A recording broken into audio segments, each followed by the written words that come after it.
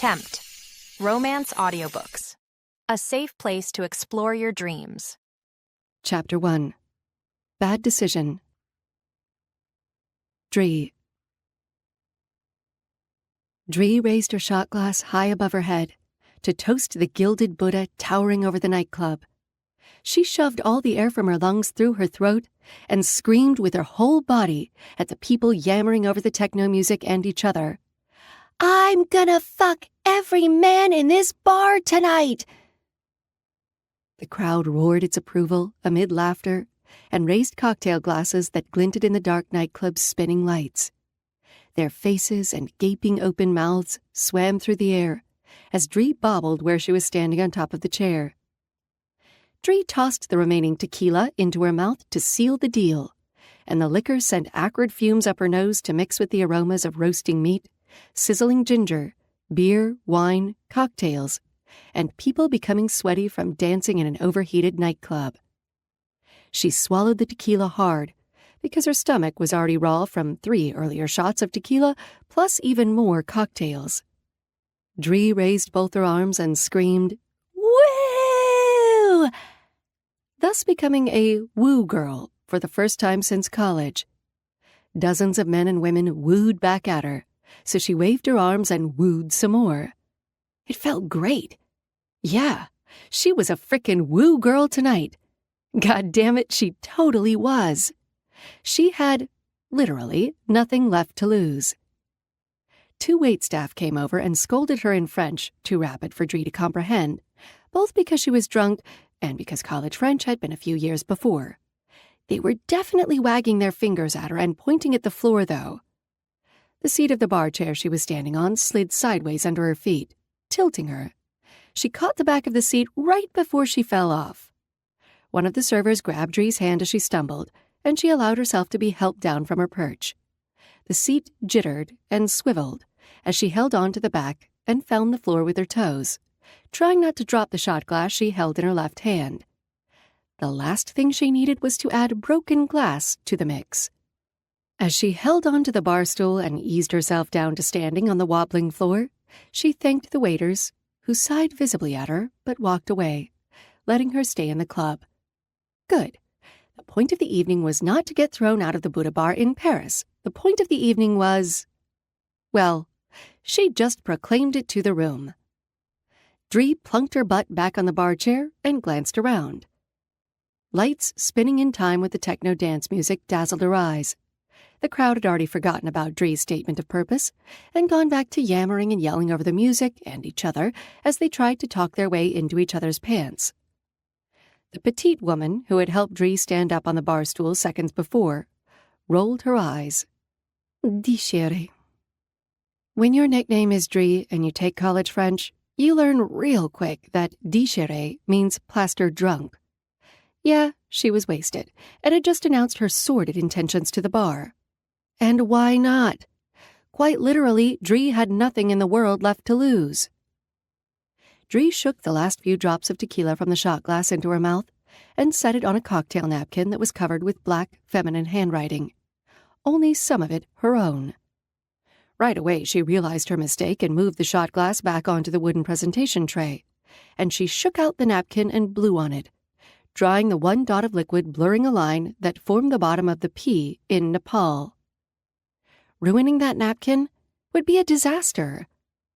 Dree folded it carefully and tucked it into her tiny clutch purse, because it was her bucket list, her guiding light, for the rest of her life that she had screwed up so badly because she trusted the wrong guy, the so wrong guy, the wrongiest of all the wronginator guys.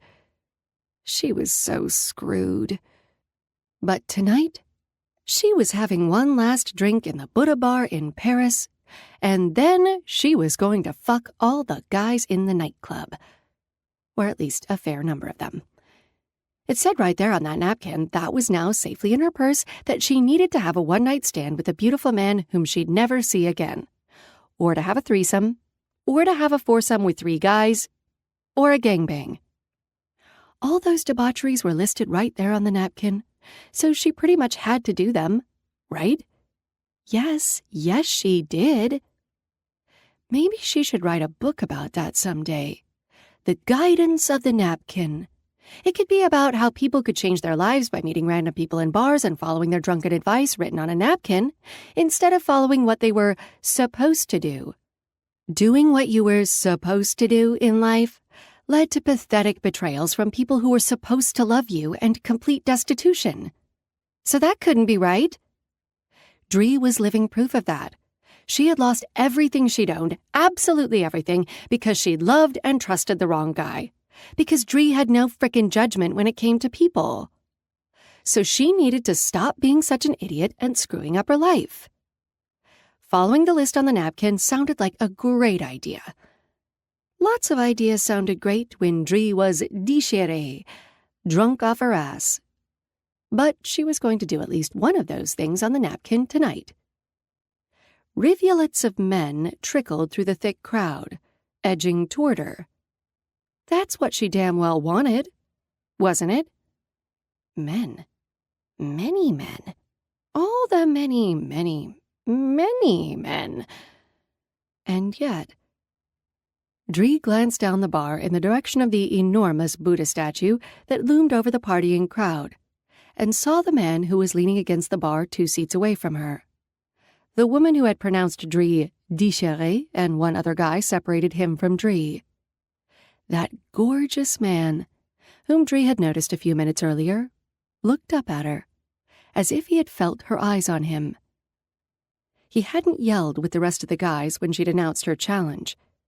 Even now, his expression wasn't precisely startled, but a tight wariness had entered his dark eyes, and his athletic stance as he leaned on the bar, holding an amber drink with ice in a highball glass. When the man had arrived a few minutes earlier, Dree had noticed him as soon as he touched the bar, a few people away from where she'd been sitting. She was pretty sure half the people in the Buddha bar had watched him cross the room and order a drink, before they broke his spell and went back to their own, now troubled conversations. But they were still sneaking glances at him. The tall man had smiled easily when he ordered a drink, his gaze serene while he surveyed the crowd. He was really tall, too. His head stuck up above everyone else's like they were a black and blonde ocean, and he was swimming with his head held high out of the waves, lest he soak his dark, curling hair that swayed over his forehead and neck. He looked like he was a white guy with a tan, or he might be olive-skinned, like from somewhere near the Mediterranean Sea. Something about him made her feel like a fish drawn to an irresistible lure. When he twisted, turning toward Dree, his white t-shirt pulled taut over his broad, muscular chest and shoulders.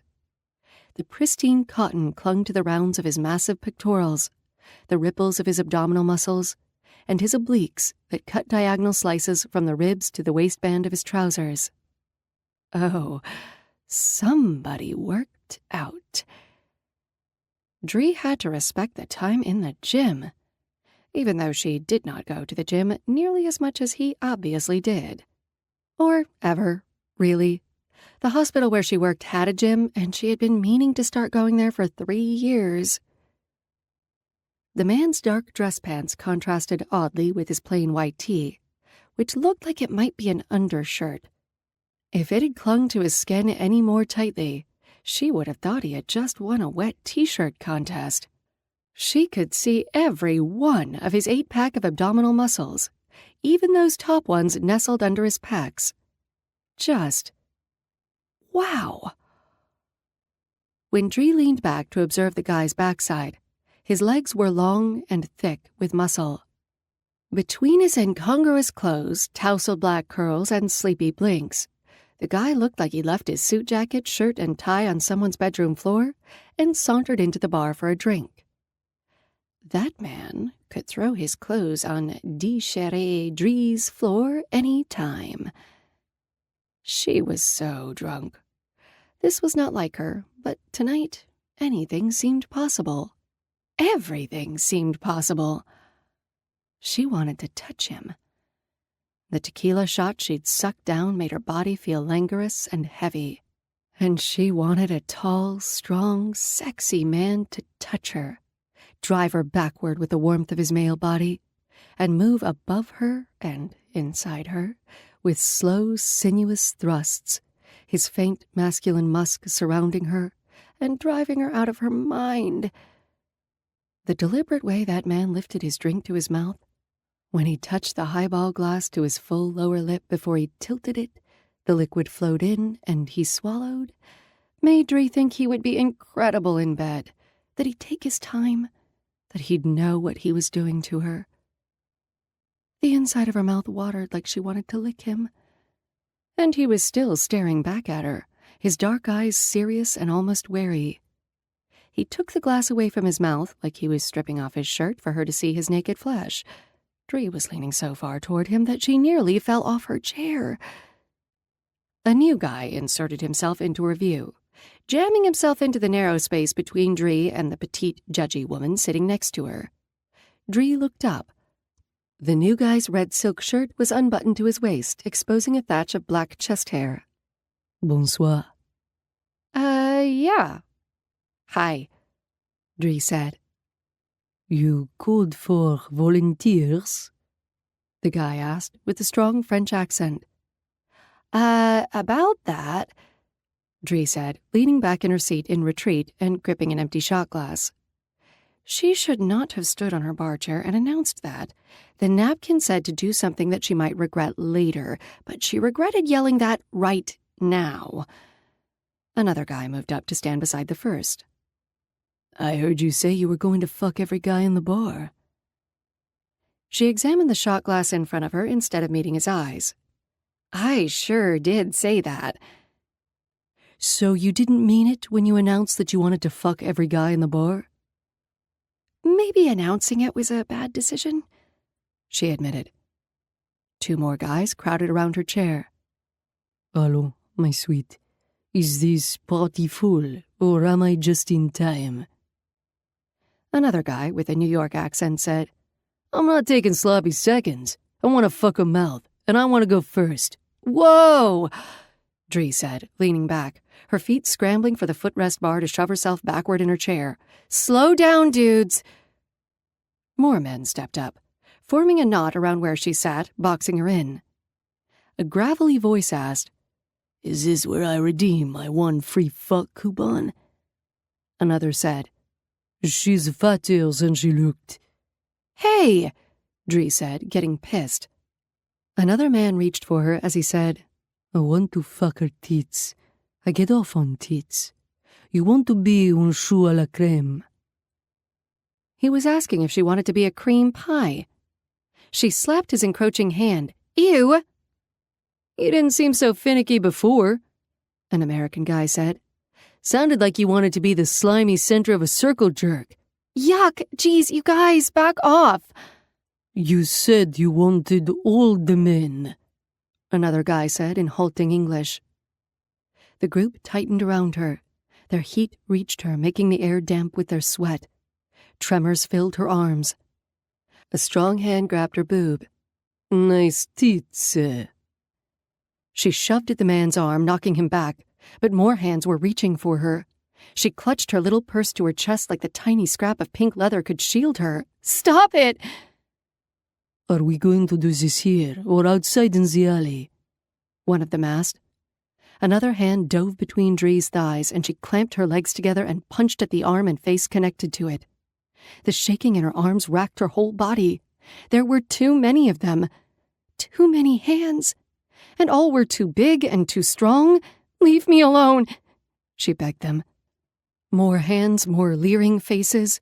More hands and bodies coming at her and trapping her. Stop! Jesus Christ, just leave me alone! Movement from behind the guys. Rumbling.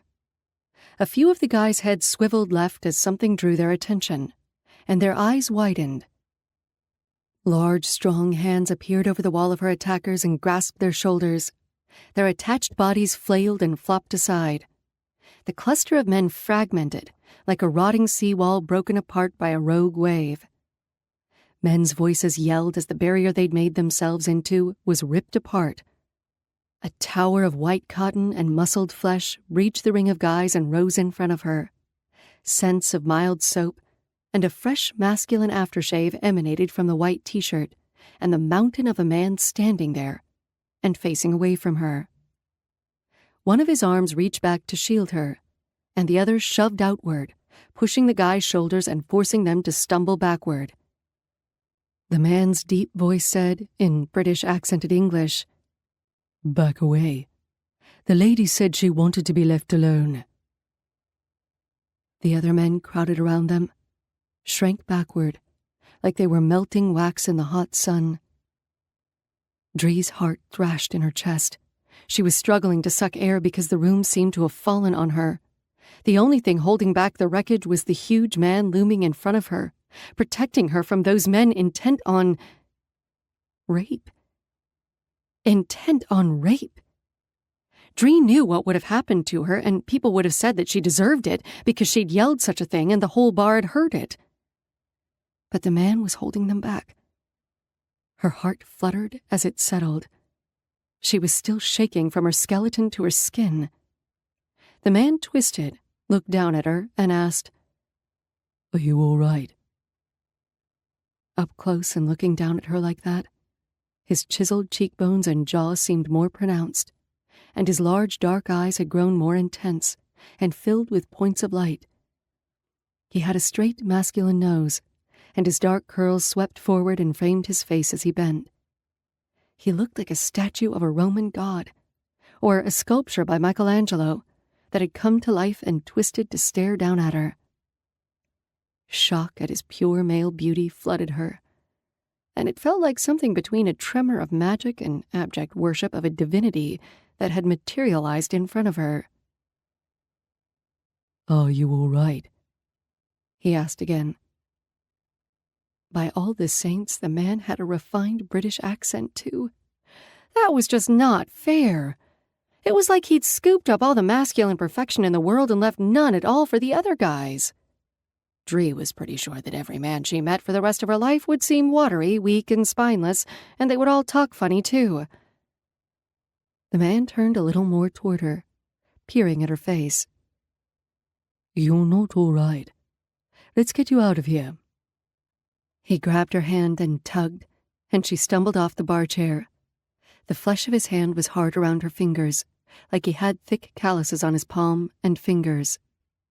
Her legs wouldn't hold her, and she felt like a newborn lamb trying to not fall on its face in the straw, and failing. His firm grip on her arm hauled her up, and she knew her stupid face was slack with numb confusion at the squawking of the people crowding around her, and the whirling disco lights and beeping techno music.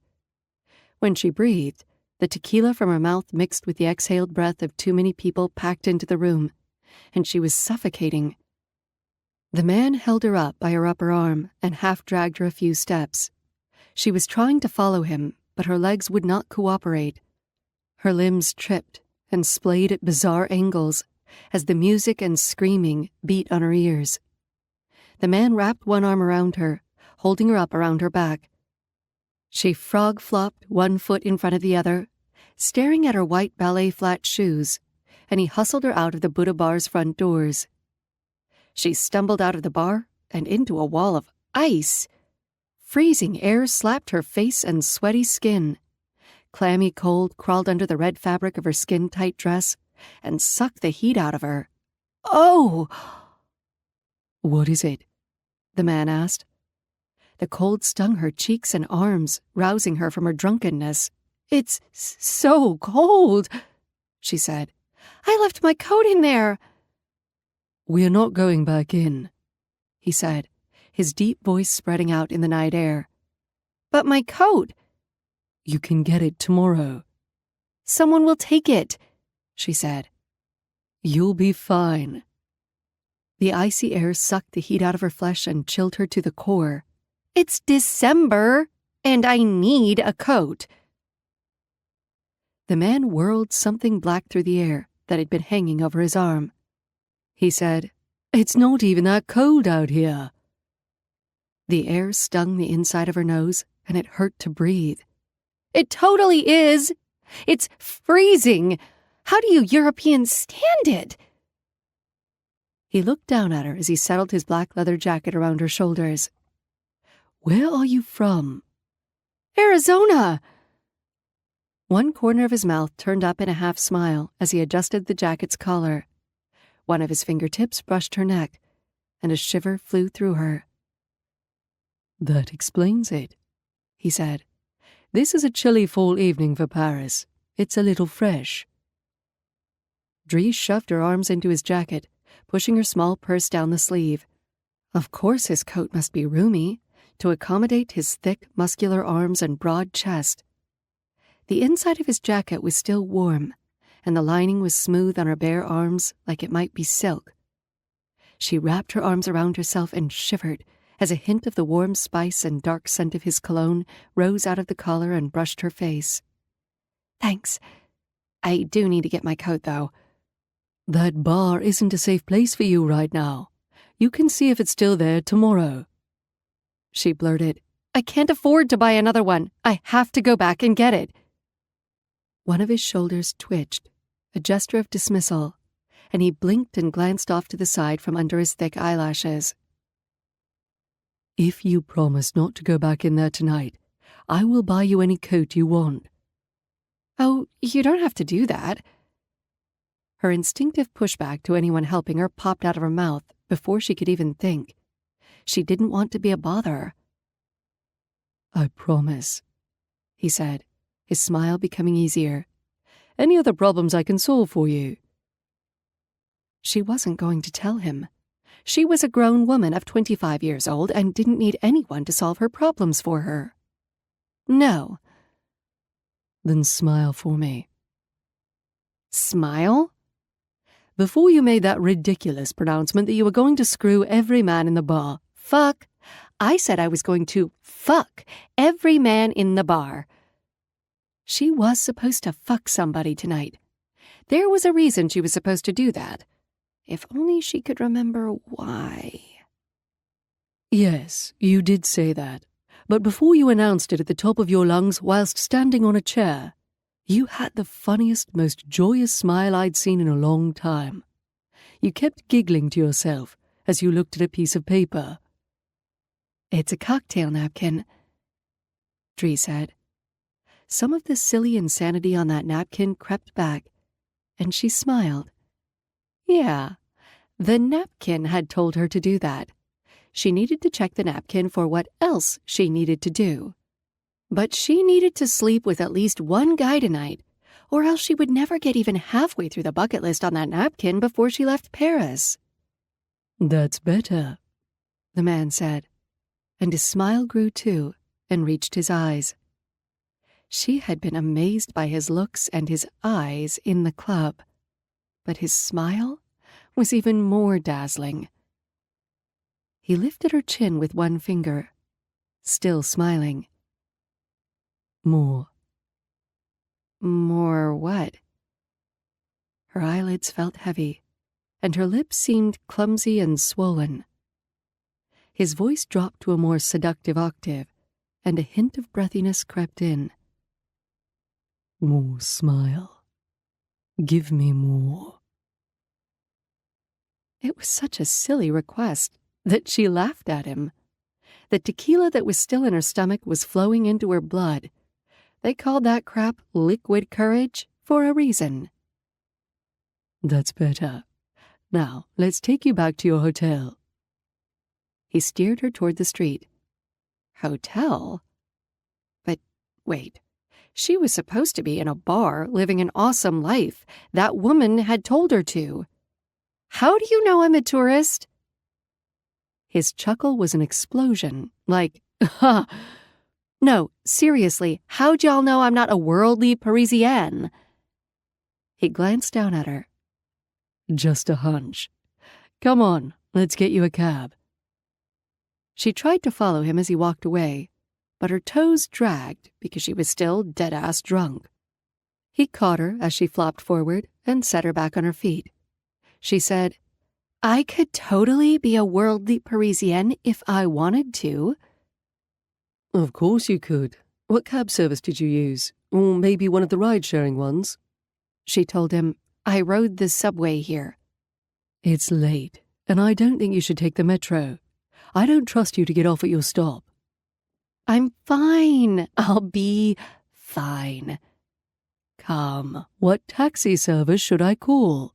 I can't afford a taxi, she blurted. He stopped and frowned with confusion, peering at her, but then shook his head.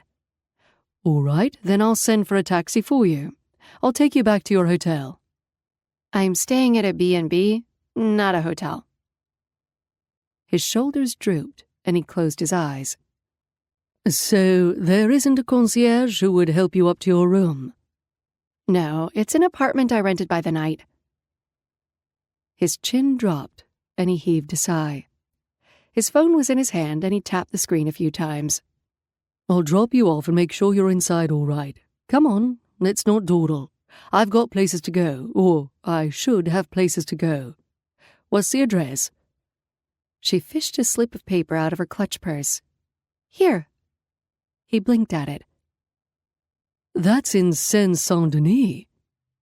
Yeah, that's it. That's what the ad said. He paused again, his lips tightening. It's far into the northeast districts. It's probably better that I escort you nevertheless. The sidewalk undulated under her feet, and she bobbled sideways. He caught her again. Why? It seemed fine. It's unusual to see tourists there. I would be concerned that you might be taken advantage of or accosted. Bah! Dree said, her hand flailing around to show her disdain at his wussiness. He sidestepped as her forearm whizzed past his shoulder. I live and work in the Alhambra district in Phoenix, dude. Nothing in Paris scares me. That B&B just kind of reminds me of home, but fancier. The man waved his phone in the air, and a black car cruised to a stop in front of them. Right, then let's get you locked up tight, shall we? You don't have to take me home, she told him. The sidewalk still crested under her feet like fluffy ocean waves bobbing a small boat. I don't want to go home. I haven't accomplished anything on that napkin. That napkin is going to change my life. I'm going to do everything on it starting tonight. I'm going back in there to get a guy and bang his brains out tonight. Dree handed his coat back to him and stalked off, trying not to fall over because the sidewalk kept rolling like ocean waves when she walked.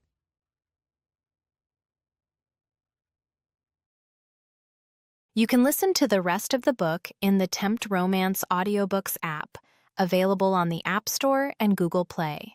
The link to the book is in the description. Discover even more bestsellers and exclusive stories updated weekly, only in Tempt Romance audiobooks.